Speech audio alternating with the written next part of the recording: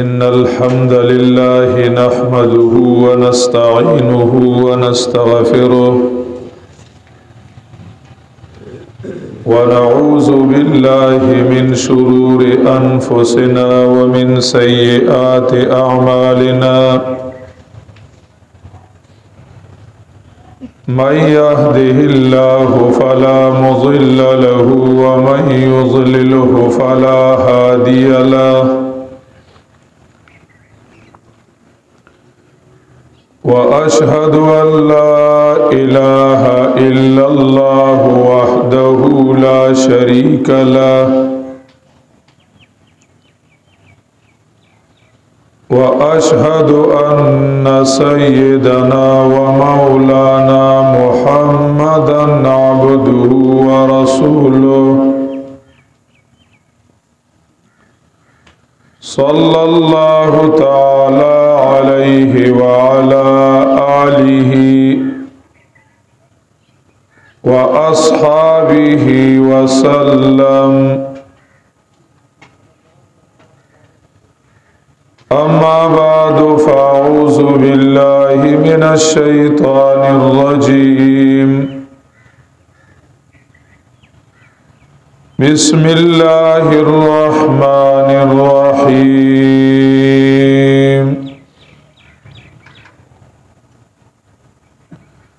ففروا إلى الله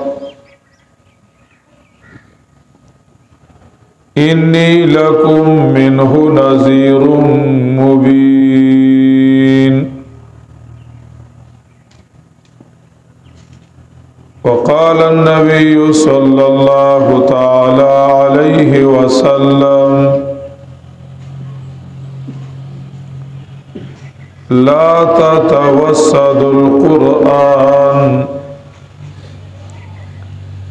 واتلوه آناء الليل وآناء النهار وتدبروا بما فيه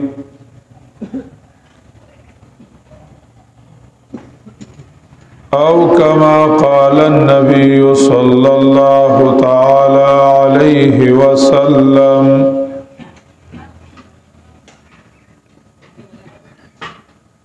دا الله تعالى لویا مهربانی دا چې د قرآن کریم په نسبت باندې الله تعالی مونږ او تاسو راجمع کړو د محترم رور فیصل استاد جی الله دې عمر او صحت کې برکت واچي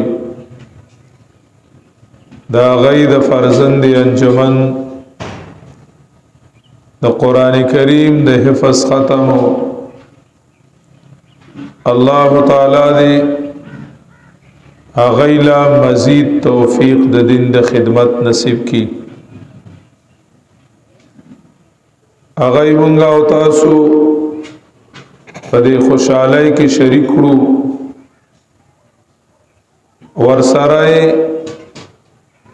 د مختصر بیانهم بندوبست کو د دې د پاره چې زمونږ استادو توجه قران کریم ته نورهم سیوا شي په دې دنیا کې چې څومره خلی دي نو دومره اوازونه دي او هر یو سړی په خپل आवाज کی کامیابی ګڼي چې څومره خلق ته نو دومره خلی دي او چې څومره خلی دي نو دومره आवाजونه دي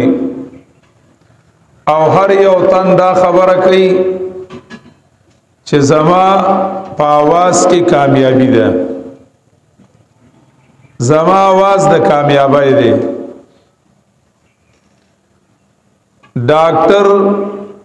ډاکټرای ته خلق را بلی چیرې ډاکټرای کی کامیابی ده انجینئرای ته خلق راولي چې انجینئرای کې کامیابی ده سکول والا سکول ته خلق راولي تعلیم ته خلق راولي چې بدی کې کامیابی ده ګلکاران او ترکانان هغه خپل کار او خپل आवाज کی کامیابی ګڼي دکانداران او مارکیټونو والا هغه په خپل आवाज کی کامیابی ګڼي حتی چې کوسو کې کم کباړی کاکا ګرځي او د کباړ د راټولولو आवाज کوي ناغوم په خپل आवाज کی کامیابی ګڼي خپل आवाज کی کامیابی ګڼي خدا ټول आवाजونه چې دي نو دیتا مادي आवाजونه ویل کیږي د دې आवाजونو حاصل او نچوړ دادي چې مخلوق د مخلوق سره یوځای شي نو کامیاب بشي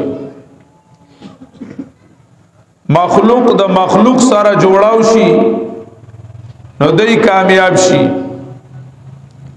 د ټولو حاصل له چې روپای زیات شي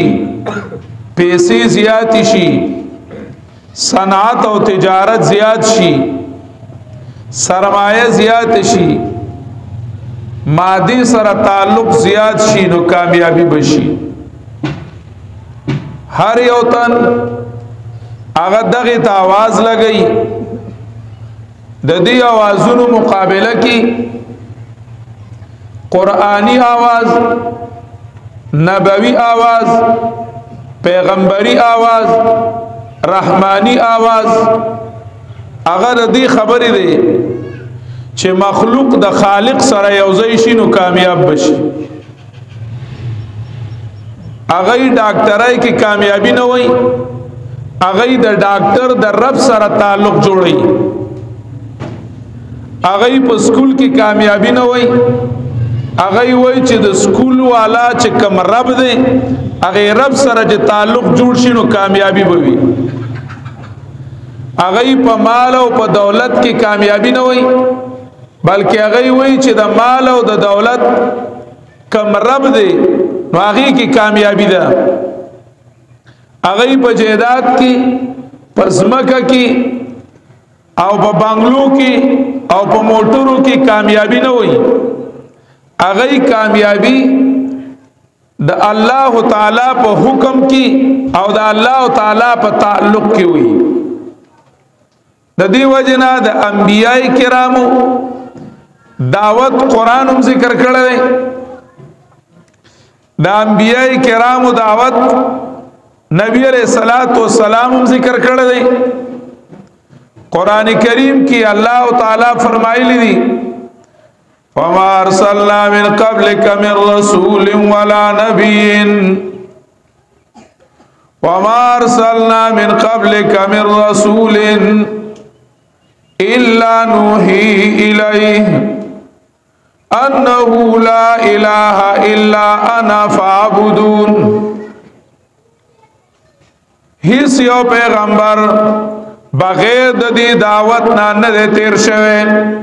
چاغه دا دعوت چلول دي چې د خپل ژوند ذمہ دار الله وګڼي په خپل مزغو باندې په خپل سړ باندې په خپل عمل باندې په خپل مال باندې حاکمیت د الله تعالی ومني هغه چې کمندنو معبود او محبوب وګڼي اغا مطبوع و مطاع و حاکم و گنائی چه داغو حکم داغو آغی اللہ تعالی عبادت اغستاسو پا مذغوبان دی سوروی آغی پیغمبرانو آغی انسان لا دعوت ورکڑیو چه اے انسانات بندائی تا بندائی دا اللہ تعالی پا حکم کی بندی زندگی آمد برائے بندگی زندگی بے بندگی شرمندگی دا انسان لا چې کم عمر ورکړی شوی دی نو دا د عبادت او د بندګۍ دپاره دی. انبیاء کرامو هغوی خلق د الله تعالی سره جوړاوه. ولقد بعثنا فی کل امة